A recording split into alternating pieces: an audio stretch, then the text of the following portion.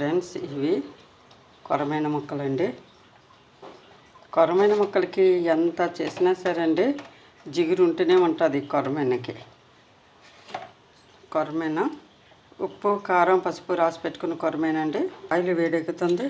ఇప్పుడు మెంతులు, ఆవాలు, ఎండుమిర్చి ఫ్రై చేద్దాం. ఉల్లిపాయ, పచ్చిమిరపకాయ ముక్కలు ఫ్రై చేద్దాం. ఇప్పుడు అల్లం వెల్లుల్లి పేస్టు ముద్ద వేసుకుందామండి. ఫ్రై అయిపోయింది. నూనె తేలిపోయినంత వరకు కూడా మనం ఉల్లి ముద్దను ఫ్రై చేసుకున్నాం. ఇప్పుడు చేపలు వేసుకుందామండి. 2 నిమిషాలు కొరమైన ఫ్రై చేద్దాం. ఆయిల్ కొంచెం ఎక్కువే పడుతుందండి. చింతపండు గుజ్జుని వేసుకుందాం. ఇప్పుడు కల్లుప్పుని కూడా వేసుకుందాం. బాగా ఉడికించి పెట్టుకుందాం. మనం కొరమైన పులుసులోనండి కొత్తిమీర కన్నా కరివేపాకు వేసుకుంటే మనకి చక్కటి వాసన గుమగుమలాడుతూ మంచి టేస్ట్ వస్తుందండి.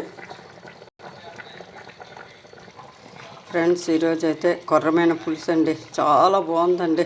కేజీ అయితే 2 రోజులకి మాకు వస్తుంది ఫ్రెండ్స్. బాయ్ అండి. ఒక్క లైక్ అయితే ఇవ్వండి ఫ్రెండ్స్.